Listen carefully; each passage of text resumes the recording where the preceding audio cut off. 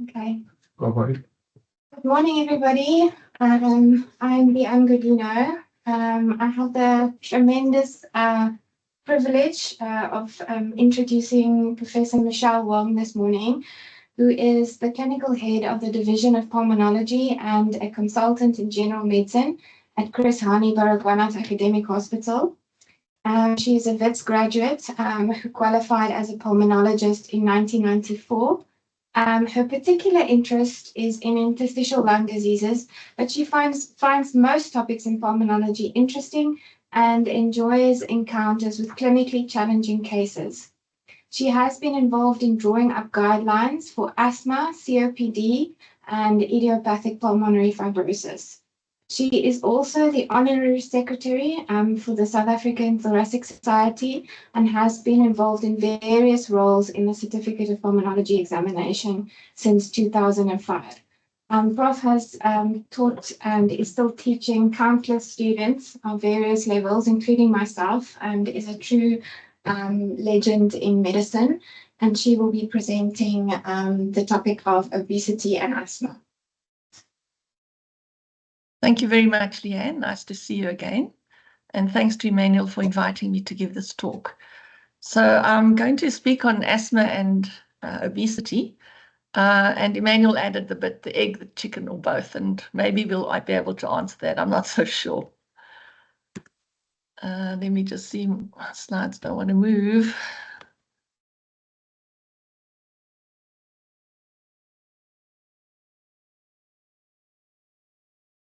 No matter how many times we use technology, we always seem to get caught out. Anyway, here we go.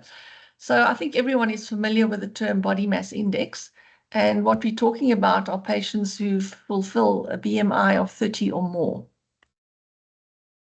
So we all know that the obesity is actually an epidemic, and that the development of obesity involves a combination of both genetic predisposition and environmental factors. The prevalence of obesity is on the increase, and it's increased almost 3 times since 1975. And it's projected to increase to involve 18% of adults worldwide by 2030. That's 1.02 billion people. Obesity also affects females more than males. And interestingly, there is a regional variation in prevalence. For example, it's less than 5% in South and Southeast Asia, but more than 35% in areas like Oceania, Middle East, and the USA.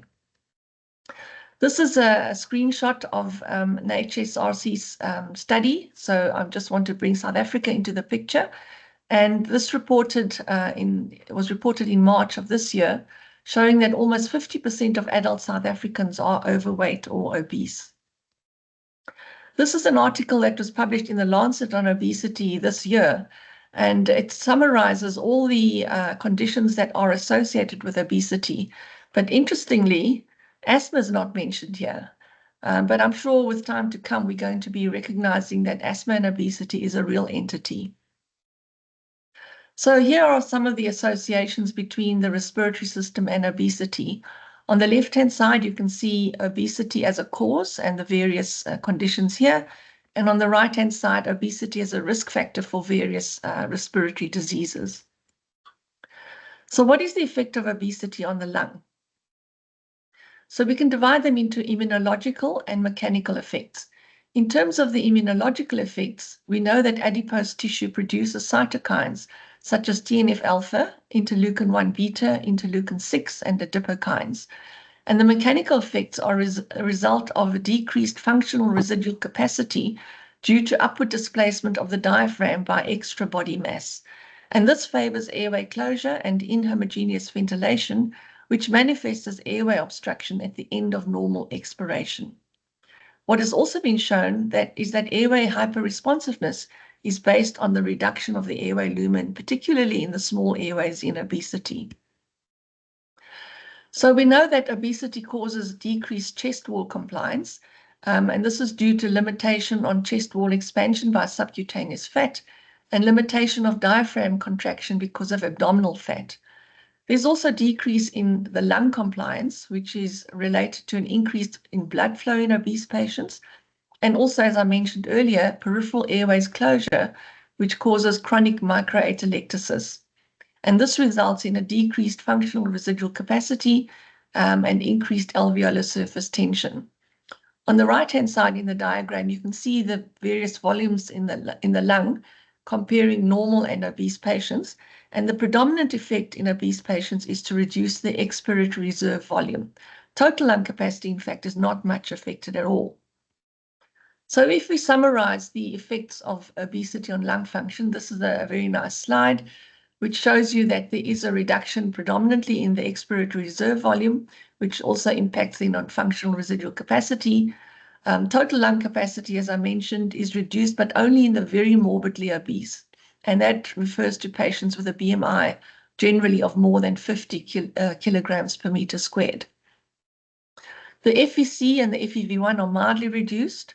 The maximal expiratory flow at 25 to 75% is reduced, so that's a reflection of the smaller airways. The DLCO can either be reduced, it can be normal, or it in fact can be increased. There's no change in respiratory muscle strength. Respiratory muscle endurance is reduced, and airway resistance, reactance, and neural respiratory drive are all increased. So what about hyperresponsiveness in obesity? We know that low lung volumes are associated with an increased bronchial hyperresponsiveness, and this is a consequence of decreased outward tethering forces from the parenchyma to the airways, and also increased airway narrowing due to increased airway smooth muscle shortening. There's also peripheral airway closure during tidal breathing near the closing volume, and this results in airflow limitation and increased peripheral airway resistance. So most of the talk is going to be focused on the pathogenesis of asthma in obesity.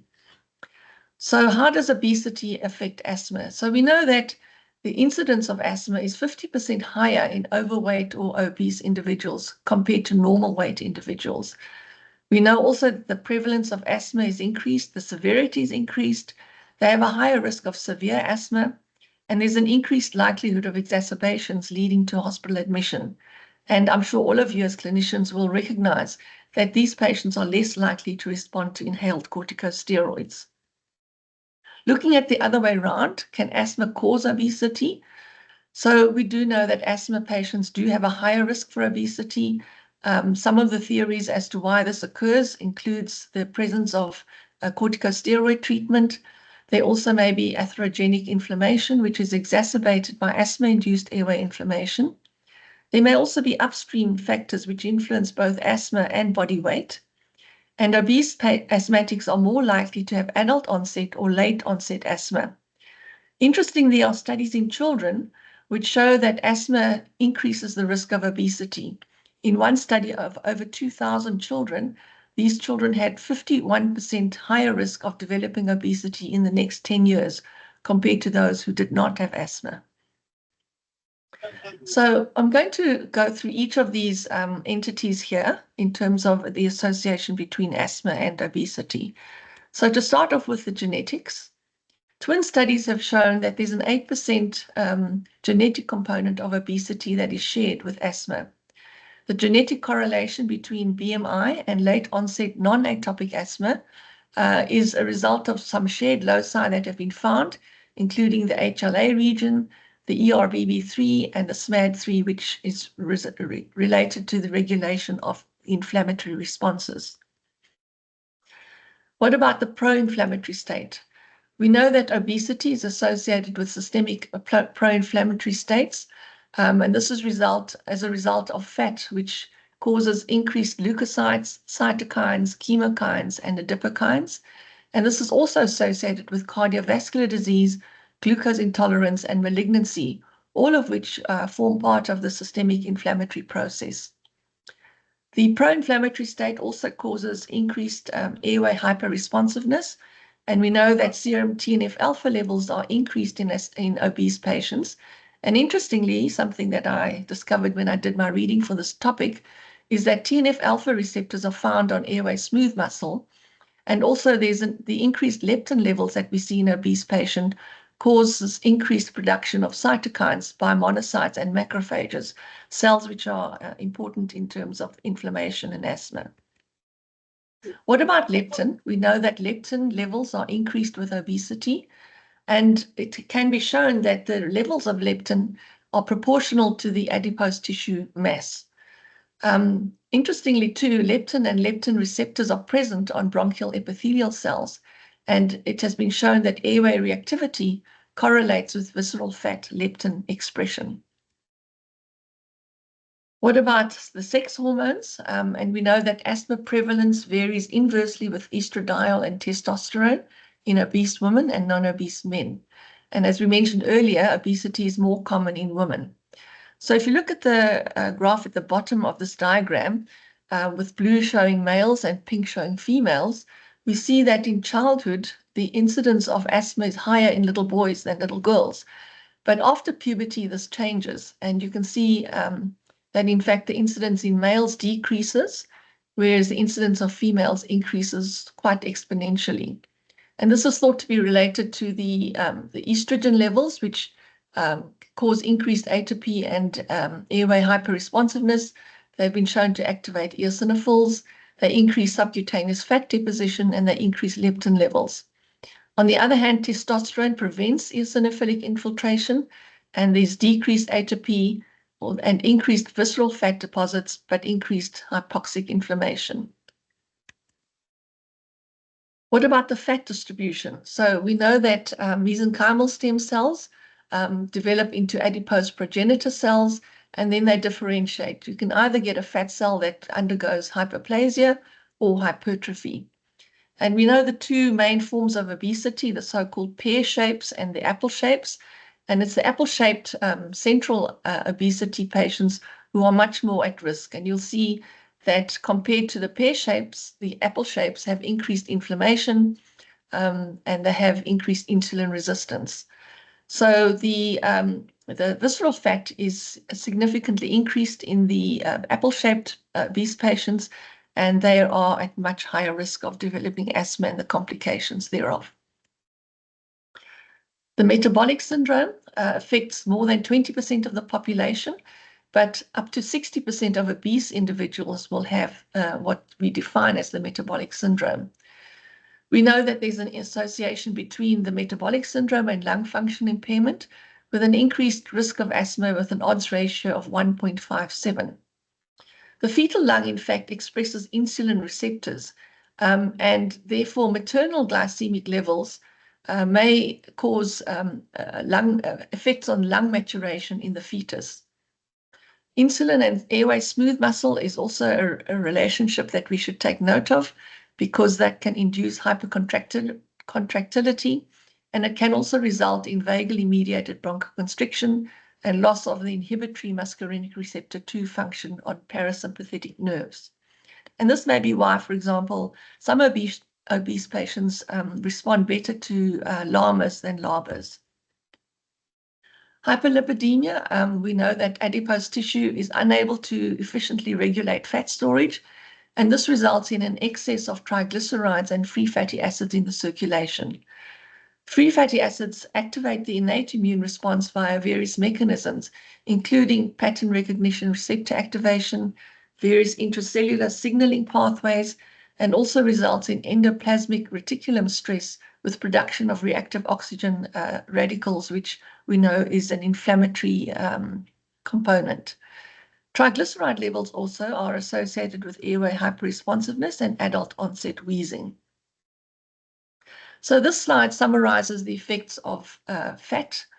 You can see in the center of the diagram, this is where we're looking at with asthma and the effects on the airways. So we have dyslipidemia, fat-induced inflammation. We have the insulin resistance and hyperglycemia, and the abdominal obesity, or the apple-shaped obese patients. All of these three pathways affecting bronchial hyperresponsiveness and airway obstruction.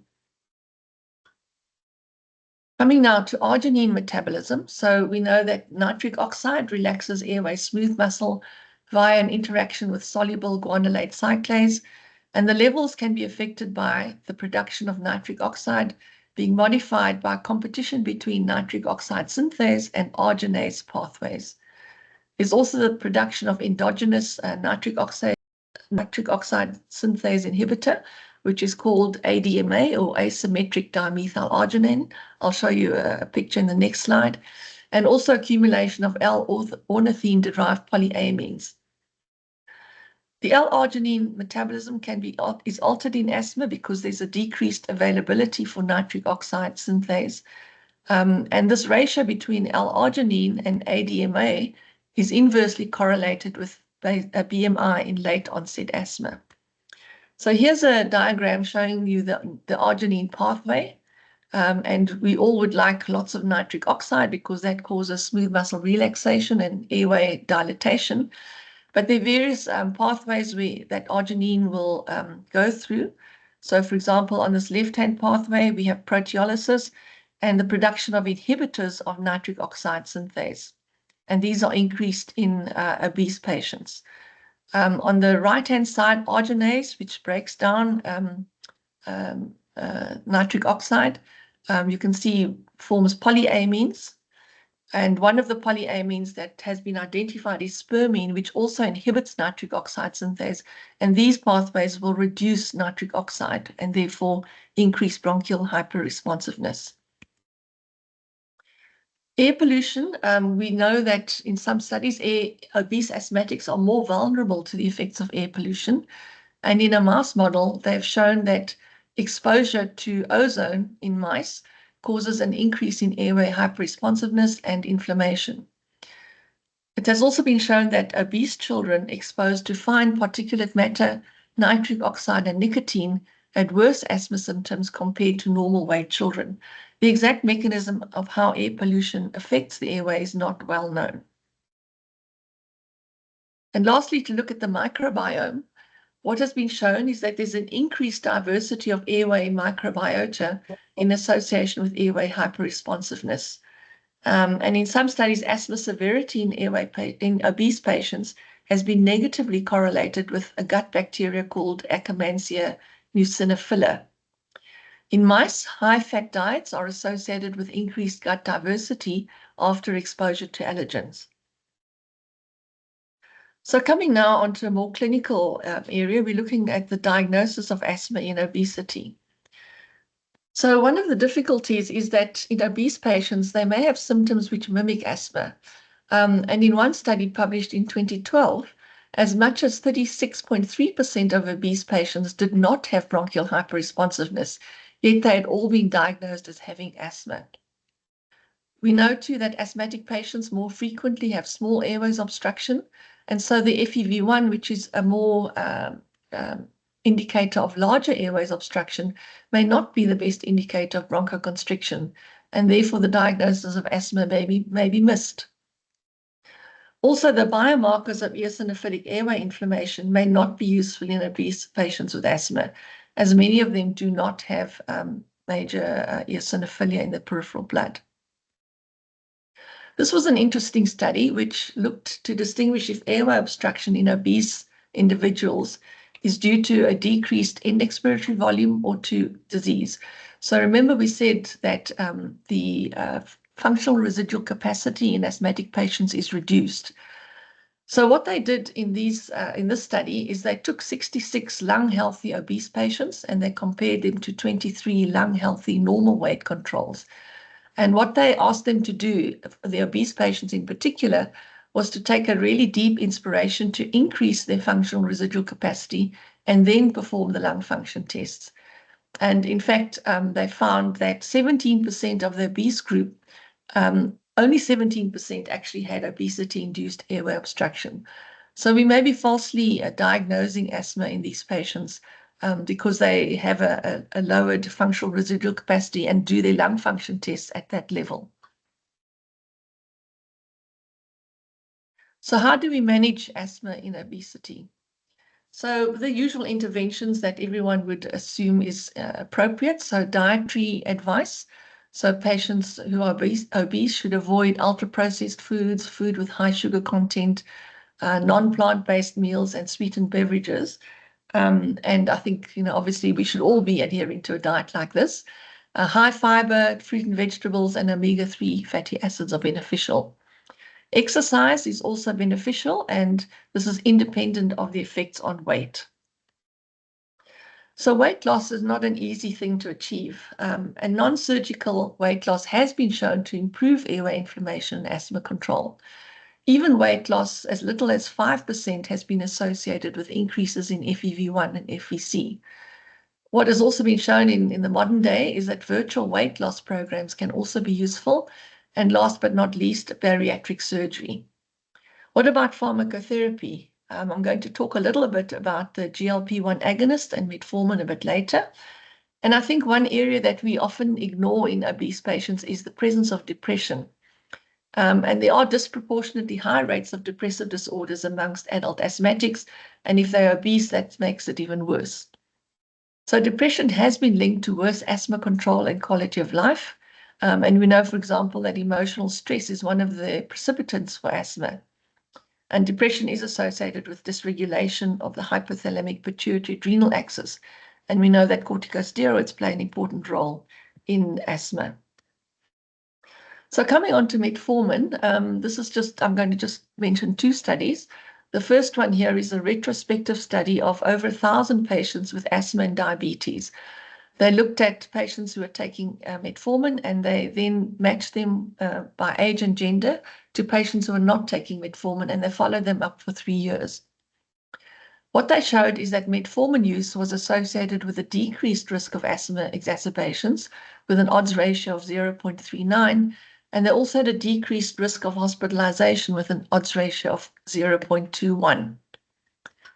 Another study looking at metformin was a 6-year retrospective study of almost 24,000 patients. All patients had both asthma and diabetes, and they matched the new users of metformin to non-users. And what they found here, again, is that metformin was associated with a lower hazard of exacerbations, less emergency department visits, and lower hospitalization. So it was seen that metformin is a wonder drug. I'm sure you've seen it's got so many other benefits besides just managing glycemic control. So what are the possible mechanisms of action of metformin? So what has been shown is that it causes activation of the AMP-activated protein kinase, and this enzyme inhibits inflammation and decreases oxidative stress. It also inhibits TNF-alpha-induced inflammatory signaling and NF-kappa B-mediated inducible nitric oxide synthase expression. And as I mentioned earlier, TNF-alpha levels are increased in obese patients. We know that metformin obviously increases insulin sensitivity. It can antagonize glucagon. It also has been shown to attenuate allergic eosinophilic inflammation in obese mice, and it may inhibit airway smooth muscle proliferation through the AMPK-independent pathways. Coming now to the new kid on the block, the glucagon-like peptide-1 receptor agonists. This is a study looking at electronic health records retrospectively. And they looked at patients who had both type 2 diabetes and asthma, and they divided them according to the drugs that the patients were on for their diabetes. And you can see that in the slide here. The primary outcome that they looked at was asthma exacerbations within 6 months of the drug initiation. And what they found is that the GLP-1 receptor agonists had significantly fewer exacerbations compared to the comparator groups and fewer healthcare encounters for asthma symptoms. The association was also independent of BMI and HbA1c levels. And in the table below, you can see, if we look at the GLP-1 receptor agonists here on the first line, that's the reference level, the incidence rate ratio of asthma exacerbations and asthma symptoms. And you can see in terms of all the other drugs that these diabetics were on, their incidence rate ratio was much higher than the reference ratio, which would be 1. So what are the possible mechanisms for this? The GLP-1 receptor has been found in lung epithelial and endothelial cells, and in ex vivo and murine models, the GLP-1 receptor agonist inhibits allergic and viral airway inflammation, decreases airway eosinophilia, decreases mucus production, and decreases airway hyperresponsiveness. So these drugs may be a new therapeutic option for asthma, particularly in those who are also obese. And lastly, bariatric surgery. There are a number of studies which show that bariatric surgery does improve asthma control, quality of life, lung function, and bronchial hyperreactivity. The beneficial effects are generally sustained, and the mechanisms here include reversal of mechanical factors related to obesity, restoration of adipokine imbalance, and remission of comorbidities that are associated with obesity, such as obstructive sleep apnea and gastroesophageal reflux disease, both of which can contribute to airway disease. So thank you for your attention. I hope the talk has been interesting. I certainly found it interesting trying to put this together. Thank you so much, Prof. It was very interesting. I see we have quite a number of people online, and I think I would like to open the floor and ask if anybody has a question for Prof. I think I'll go first. Thank you, Prof. For really, that's quite, I think I've learned quite a lot. I think for the last 4 years, I actually been using GLP for most of my patients with obesity, and little did I actually probably understand the association of the improvement asthma. So what I've always done, monitor the FEV1 and FVC. And normally you can actually have that inverse correlation between FVC, FEV1 to the weight reduction. The more the weight decreases, the more the FEV1 and FVC actually improve, and actually the need of asthma treatment actually also decreases, which I thought was very interesting. Yes. Yeah, so I mean, I think, as I've tried to point out in the talk, it's multifactorial, the mechanisms for obesity and asthma. And certainly a weight loss, whatever mechanism we try and introduce in our patients will have lots of beneficial effects, not just for the asthma.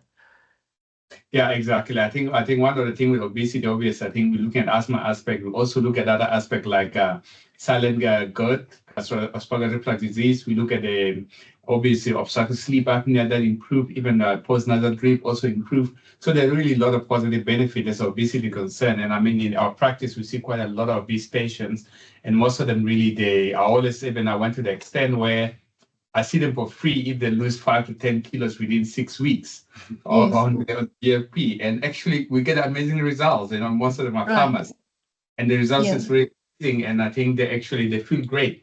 So I think for me, there's a really good benefit on those aspects. Yes, unfortunately, these drugs are not readily available in the public sector. So I don't have any personal experience with patients on these drugs, but I'm sure in time to come that we will have access to them. So, Prof, do you think in the future, do you think there will be a role of things like Cialis in treatment of the asthma because of the nitric oxide involvement? I don't know about that. I didn't come across any studies on that. Yeah. Because of the, and do you think there's any role of us to do nitric oxide in the actually obese patient? Do you think with the levels to get the expired nitric oxide, do you think there's a benefit of us doing that in clinical practice? Do you think will that help to improve our diagnostic in asthmatic? Yeah, so one of the interesting things is FeNO levels in obese asthmatics, which have not been shown to be increased because they don't have a lot of eosinophilic inflammation. One of the reasons for that has been proposed to be the increased levels of TNF-alpha, which abrogates that eosinophilic inflammation. So I'm not sure how we're going to measure that, or how we're going to, establish whether there is any benefit from, various drugs and so on. But we don't have any good drugs that one can take orally or inhale to increase nitric oxide levels. So FeNO may not be that helpful in terms of monitoring asthma in obese individuals. Yeah, and one of the things that I've seen, especially in the community out there, that most of the obese patients, because they present with wheezing, so most of them will be getting a lot of high dose of oral steroid, which probably perpetuate the cycle that they actually then there's increased obesity and vice versa. So obviously, exactly. I think, and you've proven to it on your presentation that actually those patients that's not really need steroid, even inhaled steroid probably might not actually benefit them so much. Maybe for initial part of them to make them feel good. So do you think there's probably good words to spread to GPs out there that perhaps, you know what, let's try to decrease the use of the oral steroid on those patients, and probably that would probably call out the obesity too. Yeah, no, I agree. I mean, and I'm sure you've seen now with the biologics that are available for asthma, we're trying to decrease the number of patients on oral systemic steroids because of all the side effects there. And I think it's important to note that in all asthmatics, the dose response curve of inhaled corticosteroids is flat. So once you reach what Gina would term sort of moderate levels of inhaled steroids, increasing the dose doesn't really give you much more benefit. You just increase the incidence of side effects. So whilst I do think that obese asthmatics should be on an inhaled corticosteroid, I would be very reluctant to put them on oral steroids if I can avoid that. And I would suggest, I mean, this is my personal opinion, is to introduce a LAMA, because I think obese patients, certainly in my personal experience, many of them do see benefit with a LAMA. Yeah, I think in my practice, I've always, I think because we always look at it, if they have obstructive airway when they come in, which FEVC, everyone ratio of less than 70% post bronchodilator. So most of the time I started on triple therapy in my practice, means they get LAMA and then they get the dual LABA and inhaled steroid, and probably add the Buddha flame on. So I tend to start on the high dose of actually inhaled steroid plus a bit of LAMA. And most of them, I mean, after losing weight, you find that actually you can de-escalate them to only one single pump. Right. And that's what been work. I think we've done that with Darren Joseph, I think. Darren, you're online. Any comment? Thanks, Emmanuel. Thanks, Prof. I think it doesn't matter how many times you hear this stuff, you always learn something different the next time. Prof, I've asked you this privately, but I'm going to ask publicly now. But one of the biggest frustrations, especially with these obese patients, and what you think is asthma, is reaching the point where you can be certain that the patient actually has asthma. And these obese patients, we often see that when they lose weight, their symptoms resolve. Yes. Which is it then the obesity that caused the symptoms, or did the inflammation settle because of the weight loss, or what was actually the responsible for that? So, I asked you before about the role of impulse oscillometry.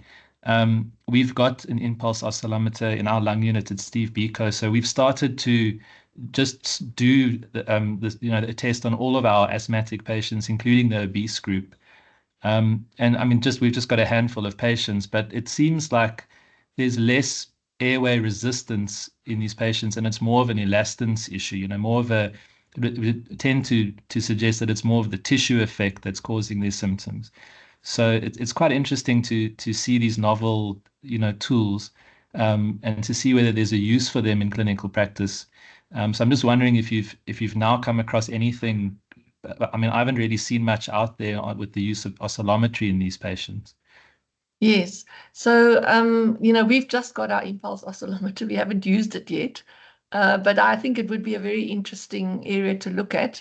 There aren't any studies as far as I know, but I did come across in my reading suggestion that perhaps impulse oscillometry would be helpful in obese patients, particularly because we can look at the small airways better.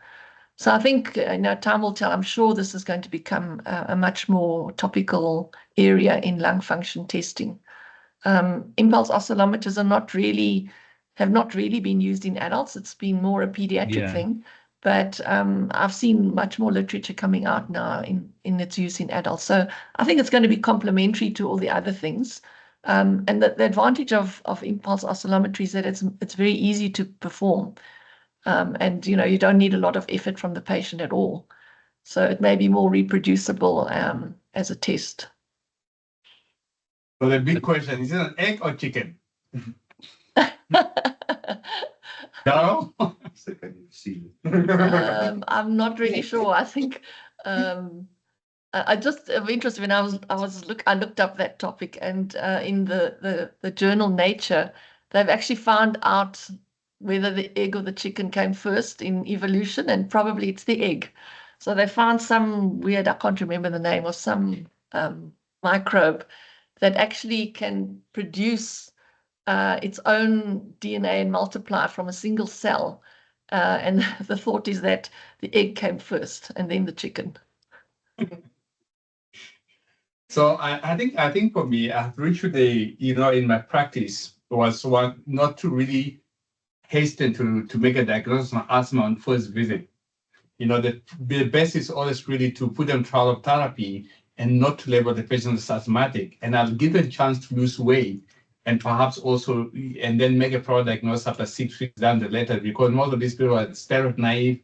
You don't know they got obstructed airway, then you don't know what's really happening. So no matter give them for 6 weeks. After 6 weeks, if everybody resolve, then probably they're not asthmatic. I call them really obesity-related hyperactive airway than actually call them asthmatic, because I always think that once you have labeled someone asthmatic, it's a big connotation that they carry on throughout their lives. And if only they understand that it was actual obesity that would lead to it, sometimes they tend to be very more vigilant going forward to make sure that they actually control their weight and also their eating habits and also how to also live their lives. And that's always going to be my comment. But Prof, the biggest question that I want to ask you that, because some of these obese patients really, when they come in to really have a kind of obstructive airway with the FEV1 FVC ratio, sometimes up to less than 50, 0.50, and I mean, we've seen that in the GOLD guidelines. They say if we have FEV1 FVC ratio is really less than 50, it's unlikely to reverse to normal.